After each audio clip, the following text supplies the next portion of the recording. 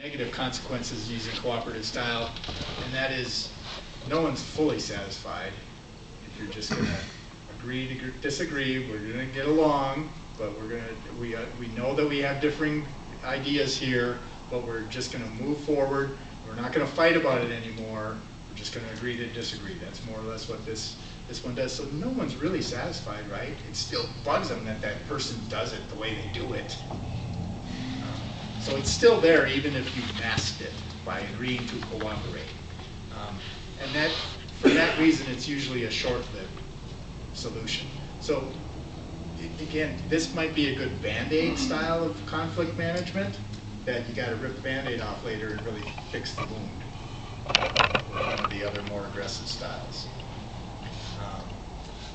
And if you're using this type of style to deal with a conflict, it might be looked upon as that you're selling out. And all the people that are involved might feel like they're being sold out. That they're not listening that this upsets me, they're just going to make me have to live with it. Losing sight of larger issues and long-term objectives by focusing on practicalities. Because again, it's not solving the long-term problem or the root cause, it's putting a Band-Aid on it when you're using cooperative style. And then there's the avoidance style. And it's amazing how many people get into management using the avoidance style.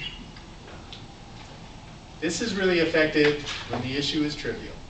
Yes. It'll burn out. They've only got so much energy. It'll go away. It's not a big deal. I'm not bringing myself into this. There's a chance that you're going to end up with what you want. That they will just get tired of it. They'll kiss and make up, and things will be good. And you didn't have to waste any of your time on it. There's potential damage of confrontation, or if the potential damage of a confrontation outweighs the benefits of a resolution, then this works.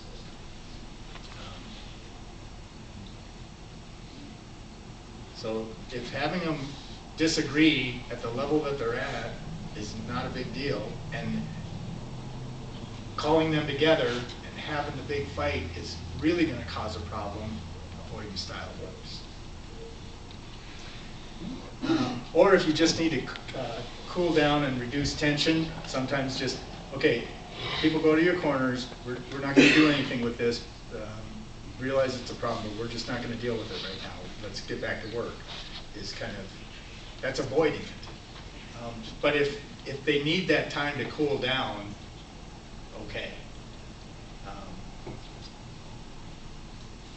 And if others can resolve the conflict more effectively, then maybe for you to avoid it as the manager would be the thing to do.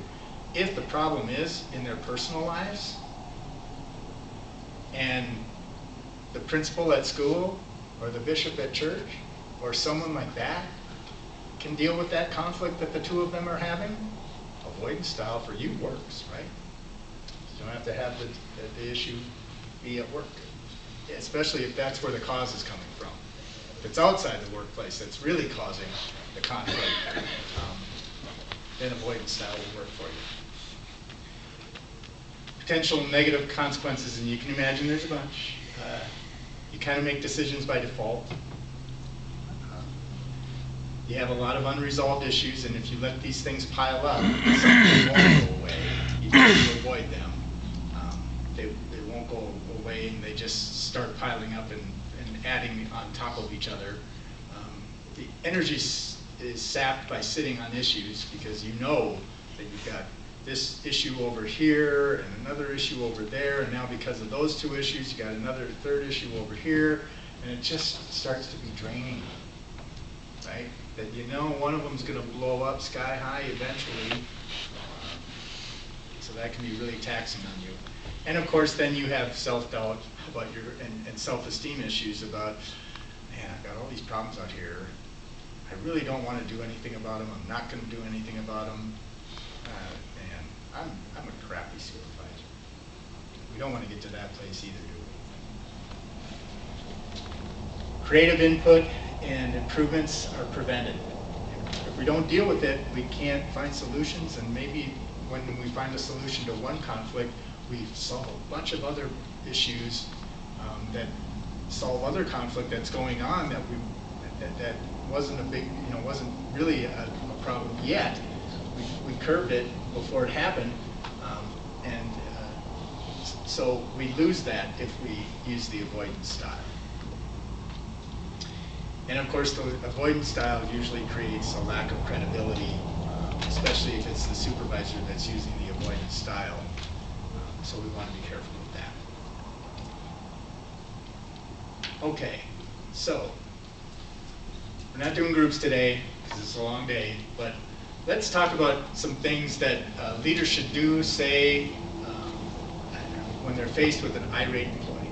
So the employee we're at a staff meeting, and the employee blows up at you in front of the other employees.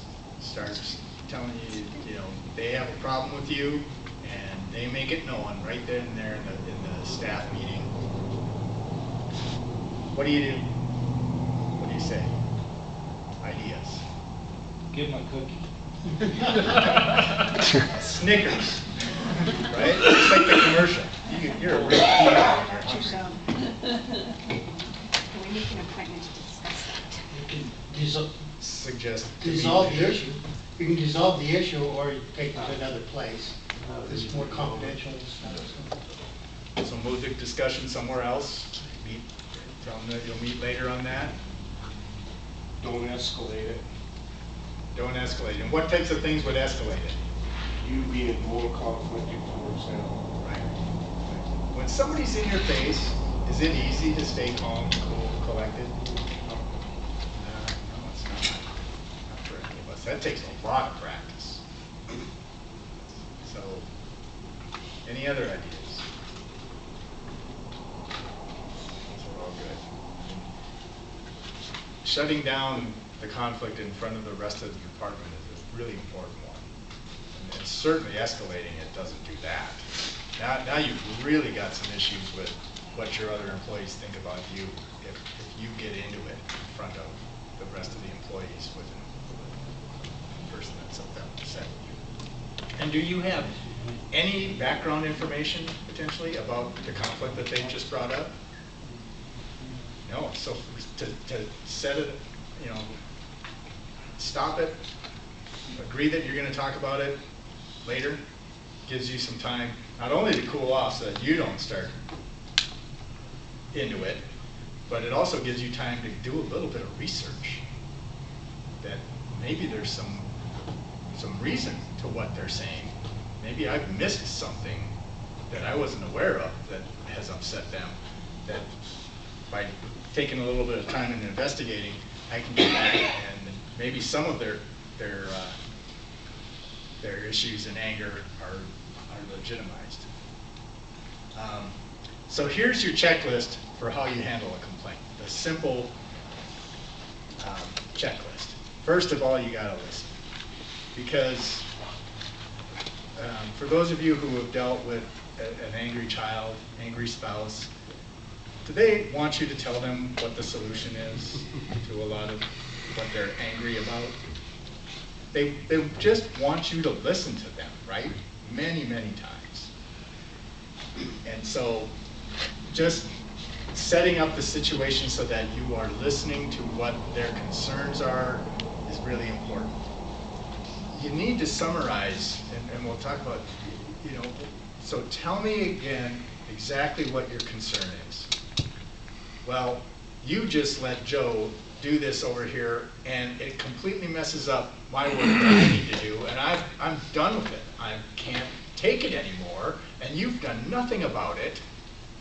Okay, the next step will be a summarizing statement. So you're saying that what Joe's allowed to do there in the workshop affects your ability to do your job within my expectations.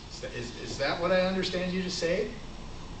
Sometimes you didn't understand what they said, which is important, that you're not working on the wrong problem. But sometimes, and we do this with ourselves, when you say it, sounds so petty or so stupid, or like, oh, yeah, but now that you say it, it doesn't seem. But also, if you repeat exactly what they say, sometimes that can irritate them too, because they think you're not taking it in of what they're saying. You're just repeating back exactly what Right, they and said. that's why it's a summarizing statement. It's not regurgitating what they said. You need to show that you understand what they said by saying it differently and boiling it down. Because when you say, now explain to me again about the problem, for them to tell you that what Joe's doing is upsetting them and they can't do their work and they're tired, that's not that 30 seconds that I just used. That's like 5 minutes of rant, right? So you need to summarize, okay, so tell me if I understand you correctly. Your problem is, and then summarize it. And because again, you're showing them that you were listening. Big, big thing. That wow, you really were listening to me. And it may tell them that their issue doesn't really have a lot of foundation, but sets a great stage for the rest of the conversation, or it really is, there is some foundation to it, but now that they know that you understand what their beef is, why wouldn't you move forward with fixing the problem? Thank goodness he understands. Maybe we'll get somewhere with this. Then you want to acknowledge the employee's feelings. So, wow, well, now that you've explained it to me and I understand what your problem is, I can see why you're angry. That doesn't justify you blowing off steam in front of the rest of the staff at a staff meeting. That's not acceptable. But I do understand that this angers you and that is frustrating for you. So let's deal with it. Then you need to identify the root cause of the conflict. Then you need to brainstorm potential solutions. Does this sound familiar? And then you need to agree on the best solution or solutions. Decide on specific follow-up action and thank the employee at the end of it. Because if we can go from them blowing up at a staff meeting to thanking them for their input and working with you to resolve their conflict, that's a pretty darn good day, isn't it? And hopefully next time they have a problem with you, they won't wait until it gets to the point where they blow up at a staff meeting. They know that you can listen, that you can help them find causes, that you are willing to work with them to find solutions, and they'll come to you a lot sooner. So how do we listen?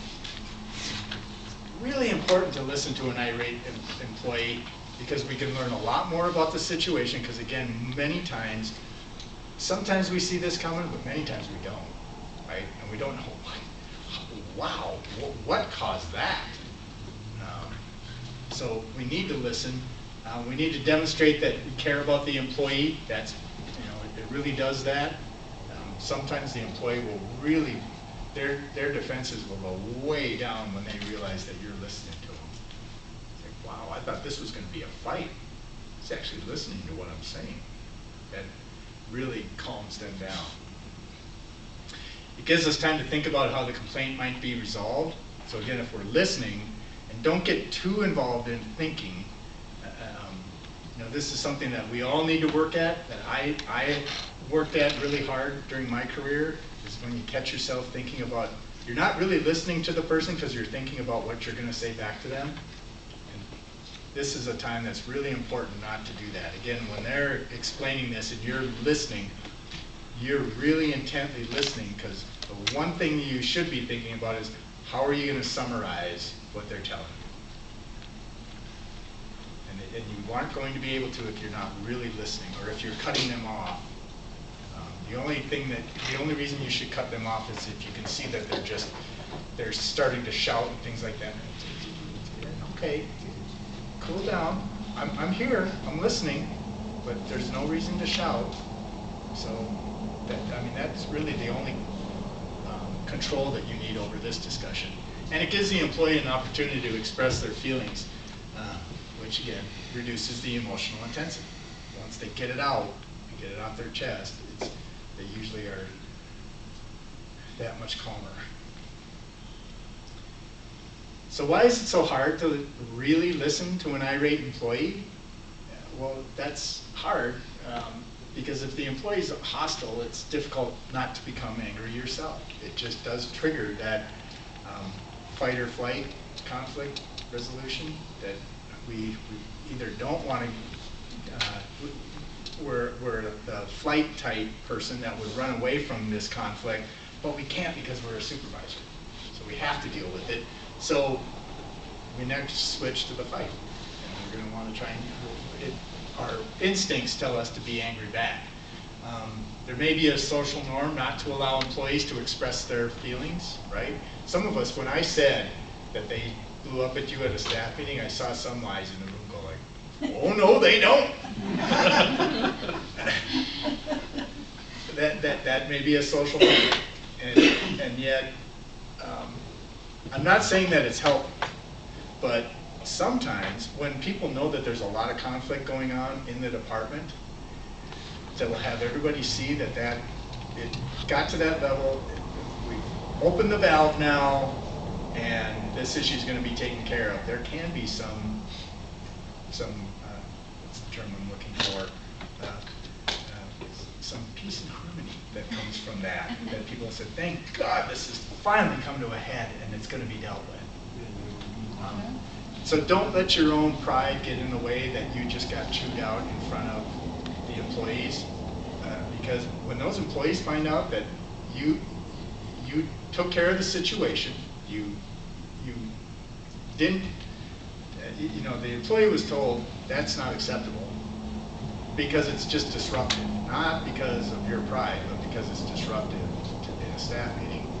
But you went through this process and you solved the conflict.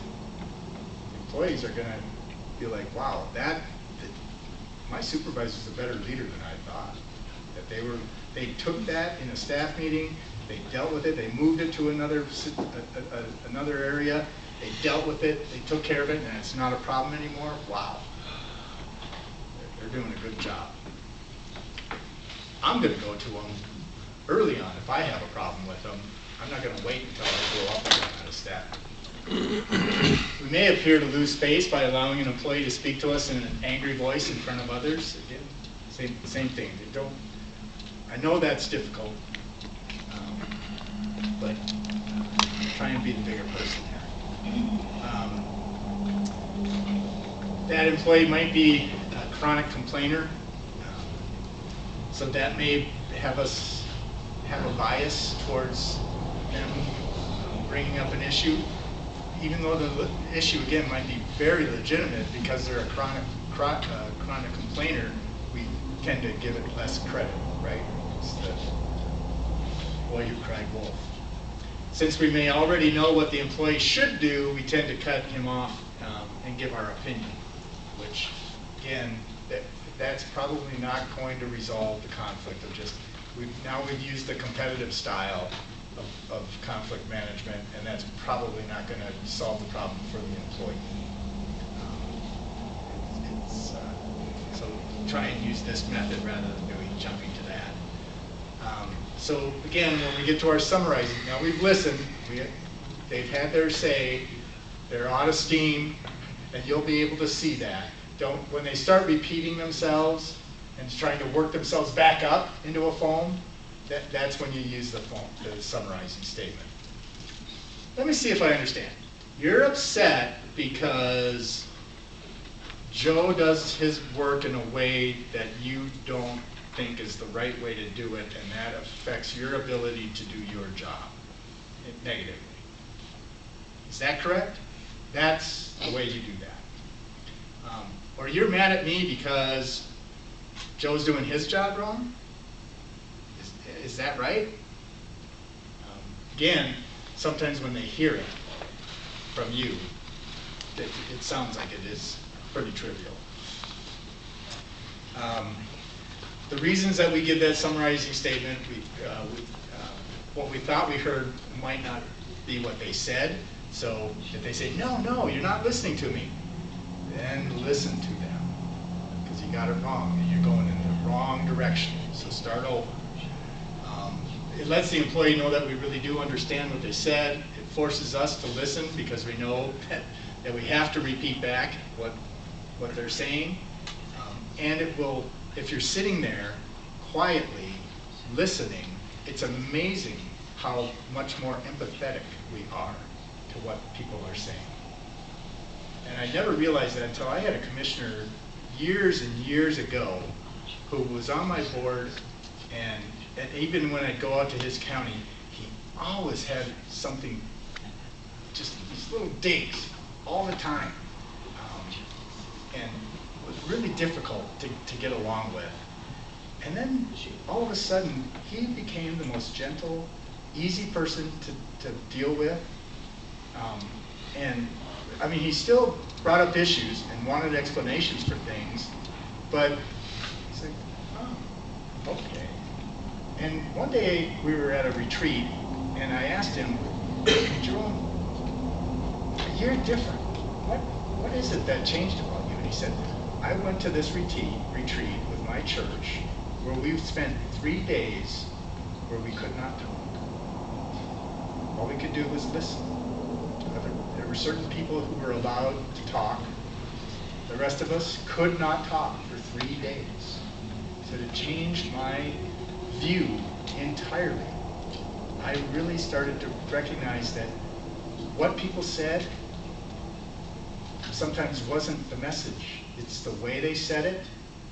And I had to watch for more verbal cues. I had to get to understand the person better because I couldn't respond to them. And I really realized that these people, their problems are important to them as my problems are as important to me. He had more empathy for people. Listening is good for the soul. That's what I'm trying to say. If you get good at listening, you'll be a better supervisor. So the next step is we're going to acknowledge the employee's feelings. I can imagine how you'd feel.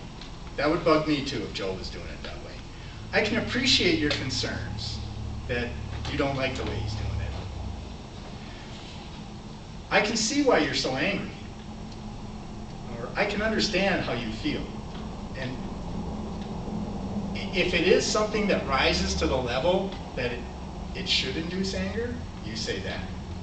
But don't say that if they're angry about something that is not appropriate to be angry about, okay?